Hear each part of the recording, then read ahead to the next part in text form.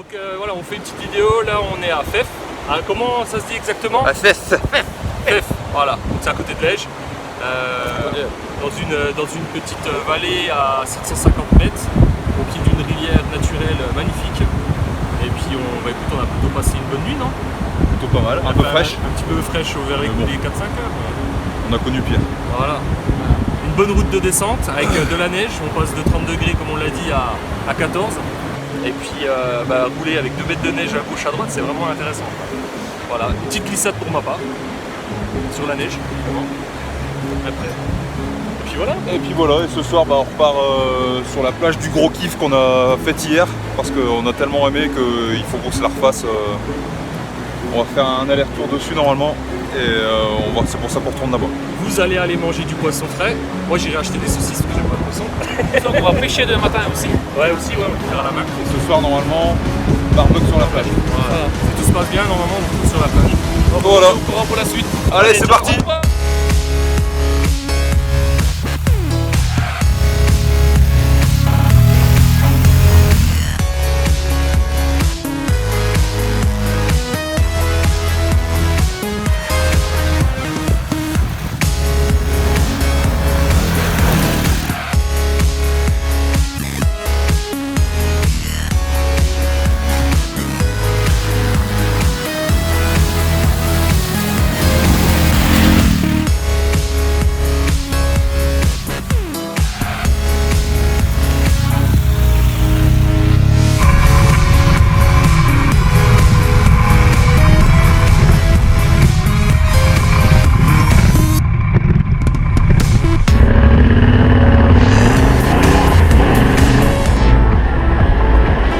Alors comme prévu, direction Shenzhen pour retrouver la plage d'hier. Nous ne passerons pas par la même route, on passera par les pistes du TET pour redescendre la montagne.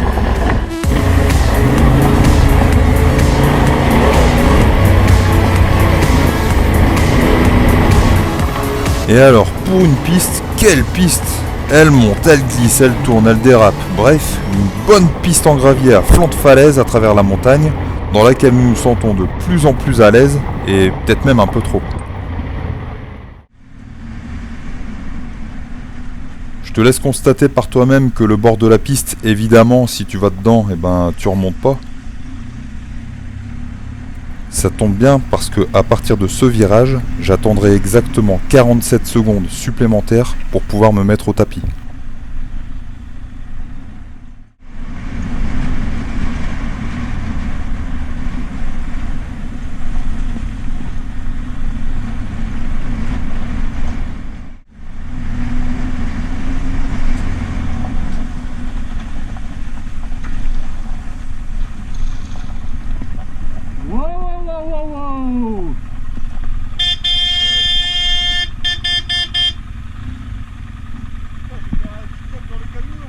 Attends, je vais te chercher. Mais qu'est-ce que j'ai branlé! Un petit virage tout tranquille, à peine en descente, et voilà que je m'en vais tailler les buissons. En fait, après analyse, mon pneu arrière a décroché dans les cailloux en remettant les gaz, et une demi-seconde plus tard, j'étais dedans. Il est dans le fossé. On est rien là, ce gars. Mais par contre, il faut le sortir. Il a glissé. Derrière. Bah oui que c'est rien! Je suis juste tombé de 50 cm. 47 secondes plus tôt, c'était 50 mètres. Donc t'as raison mon frérot, c'est rien. Bon il ne nous reste plus qu'à la sortir de là. Heureusement et par chance, le quad de Roland est équipé d'un treuil, ce qui nous permettra de la sortir sans difficulté. Finalement, pas de bobo ni pour moi ni pour la moto, et au moins ça aura permis de nous rappeler qu'il faut toujours rester vigilant. Allez, fini les conneries, et maintenant direction la plage!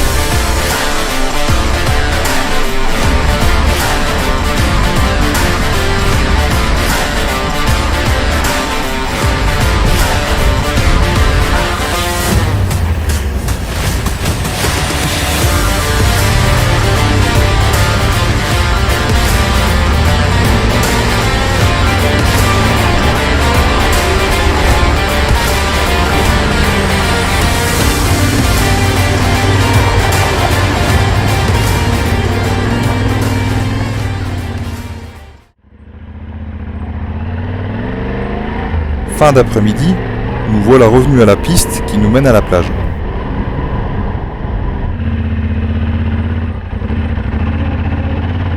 Déjà, dès l'entrée, un 4x4 ensablé nous annonce la couleur.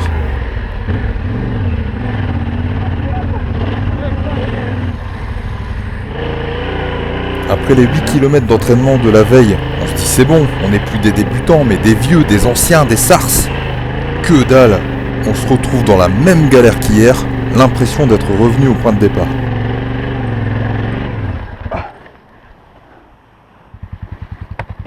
Bon allez, on reprend dans l'ordre. On va remettre la bonne pression dans les pneus, mettre du gaz, du poids sur l'arrière et tirer tout droit. Bref, on applique à la lettre tout ce qui est écrit dans le bouquin Comment rouler dans le sable pour les nuls. Wow. Putain, c'est chaud. Ah, et bah voilà. Bon, ça ne marche pas. Ce sable qui est aussi mou que profond n'est vraiment pas adapté au poids de nos motos.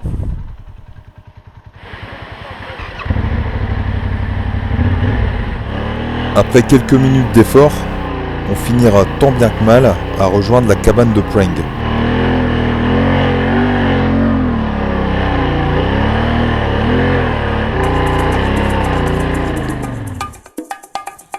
Alors Preng, ça sera une des plus belles rencontres qu'on aura faites en Albanie. Un personnage simple, incroyable, attachant, qui vit là, seul dans sa petite cabane sur la plage.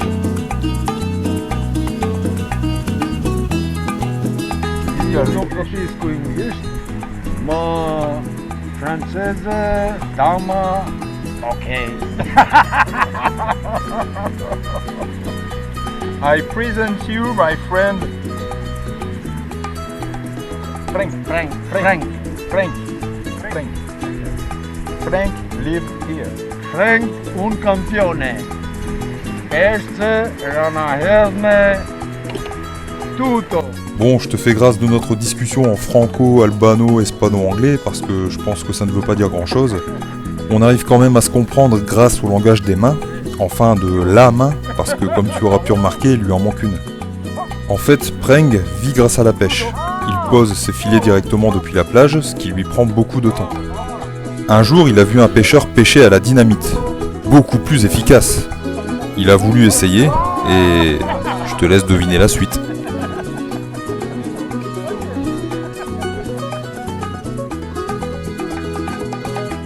Alors perso, comme j'ai besoin de mes deux mains pour faire de la moto, on va se contenter de l'accompagner à la pêche au filet. Mais avant ça, une petite douche grâce à nos gourdes. Bon ben voilà, les deux copines elles se préparent pour la douche.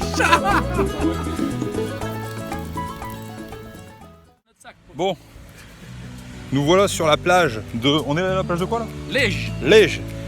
Voilà, en pêcher. avec notre ami Frank. Frank. Oui, il m'a dit Franck. Frank. Retenir. Frank. Voilà, et on va aller pêcher notre poisson qu'on va manger ce soir grillé sur le barbecue. Voilà. Si on va attraper. Si on attrape du poisson, ouais, si on attrape du poisson. Bon, on a Si- attrapé qu'un, on a. Lui il a attrapé deux. Si l'image d'après, on est en train de griller le poisson sur le barbecue, ça voudra dire qu'on a attrapé notre poisson. On verra.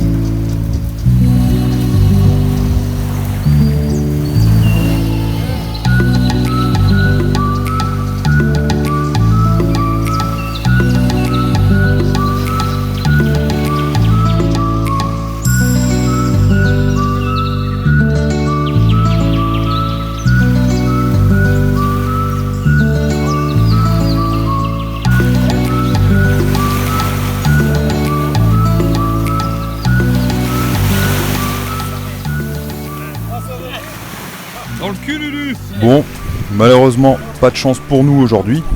Nous irons reposer les filets plus tard dans la soirée pour toute la nuit, en espérant faire quelques prises pour demain. Bon, eh ben on va manger des saucisses. Il est bizarre leur poisson en Albanie, on dirait des saucisses. Du coup, ce soir, c'est nous qui invitons Prang, en espérant que la pêche soit bonne cette nuit.